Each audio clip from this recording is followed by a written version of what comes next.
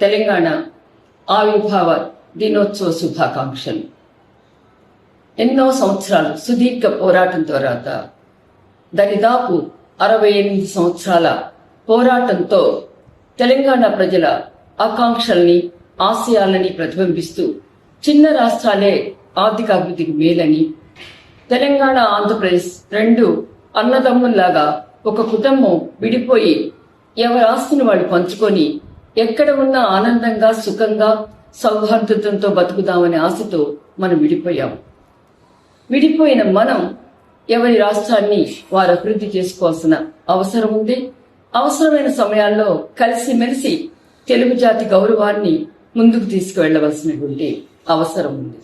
మనలో మనకి అపోహలు, అపార్థాలు, ఒకరినొకరు తిట్టుకోవటం అన్నది ఈరోజు కొత్త రాష్ట్రాల రెండిటికి సమంజసం కాదు.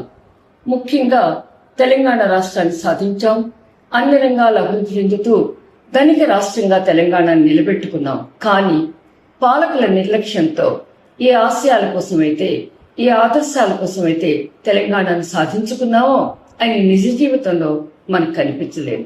ఒక కుటుంబానికి మాత్రమే పరిమితమయ్యాయి. ఎక్కడ పేదరికం అక్కడే ఉంది.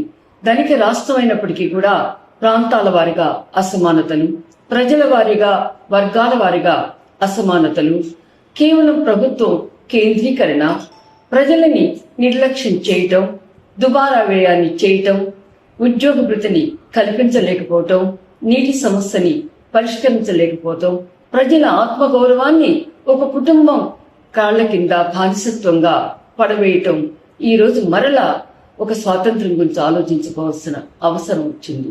ఈ రోజు తెలంగాణ ఆవిర్భావ దినోత్సవం మనమంతా ఆలోచించుకోవాలి.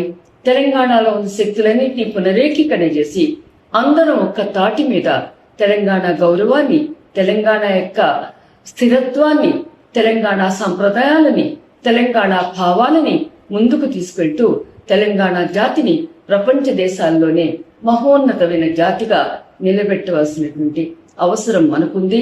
అలాంటి వాటి కోసం అందరం కుల మత విభేదం లేకుండా, ప్రాంతీయ విభేదం లేకుండా తెలుగు ప్రజలమైనటువంటి మనం తెలంగాణ అభివృద్ధి కోసం మన పాత్ర నిర్వర్తించుకోవాలి.